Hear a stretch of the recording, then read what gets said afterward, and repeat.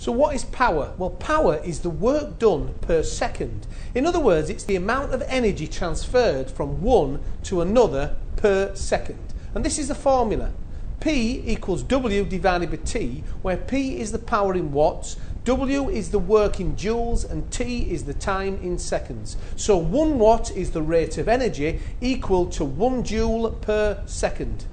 Now another expression that you will find useful is this. P equals F times V, where P is the power in watts, F is the force in newtons, and V is the velocity in meters a second. These two can help solve a lot of problems regarding power. This formula is great for linking power and speed. Let's do an example with them. A fire engine is travelling at a speed of 15 meters a second and is kept at this speed by a force of 2,000 newtons in the direction of the force. What is the power being supplied to the engine to maintain this speed? So how do you tackle this question? Well, it's quite easy. Use this formula. P equals FV. Power equals 2,000 times 15 is 30 kilowatts. That's how much power's got to be there to maintain that 30 kilowatts. So the engine would have to produce a power of 30 kilowatts to maintain the fire engine at that speed. Now don't forget that if the force and motion are in different directions, all you do is use this formula. P equals FV cos theta. That's the angle. Let's do an example.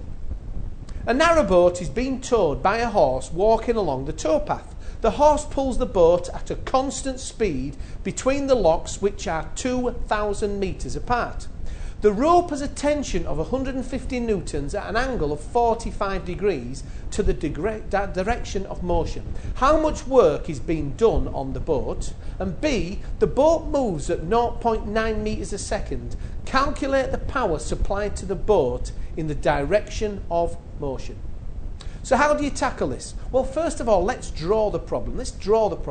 We need to identify the force in the direction of the movement. So which formula will enable you to do this? Well, this is it here. Work equals Fs cos theta. So you put in known variables. We know the angle's 45 degrees. W equals 150 times 2,000 cos 45. This multiplies out at 212,132 joules. That's the work done. How? That's the first part. Let's go through now to work the second part out, and we use the same formula. P equals FV cos theta. Put it in at P equals 150 times 0.9 cos 45. Multiply this out gives a power of 95 watts. That's what's needed to do that, 95 watts.